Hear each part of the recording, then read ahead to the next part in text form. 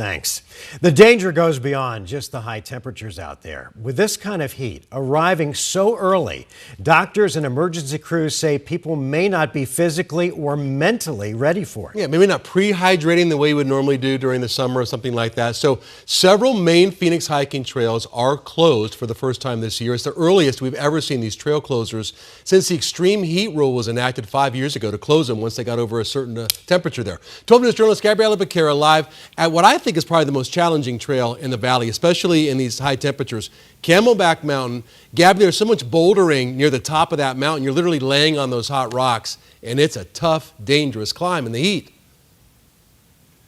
And Troy, some of the hikers I spoke with today tell me the heat made it so much more difficult than it already is. But it's 5 o'clock now, so those daily restrictions just lifted. The gates are back open, and we've seen about a dozen or so people already head to the Echo Canyon Trail to get their exercise for the night. But again, I spoke with hikers who were coming off the mountain earlier, and they told me they were kind of caught off guard by this triple-digit heat today.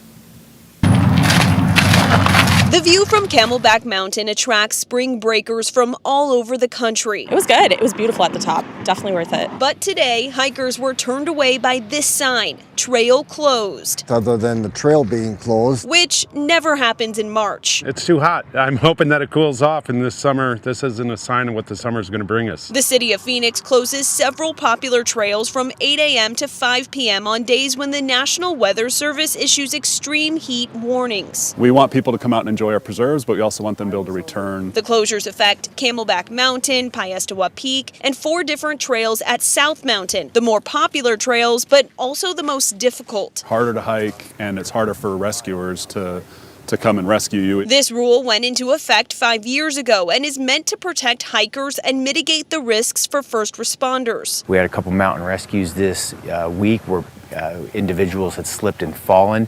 We looked at their footwear. It wasn't the proper footwear. Phoenix Fire Captain Todd Keller urges people to always hydrate the night before hiking. Bring extra water, wear proper clothes and shoes, and hike at the cooler times of the day. You have to realize it's going to take a couple months for you to actually, as cliche as it sounds, to warm up to this. Even hikers who started before the 8 a.m. closures were feeling the heat. I was just counting the little number markers on the way down and just counting down and trying to okay, almost there. But many of them capping off this hot hike with a cool down. We're going to go back to our hotel and swim.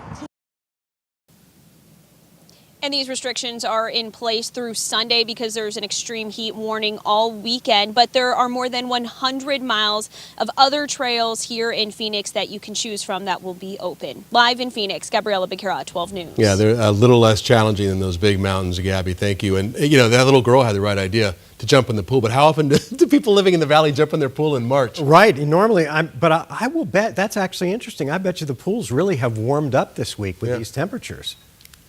What do you think, Gabby?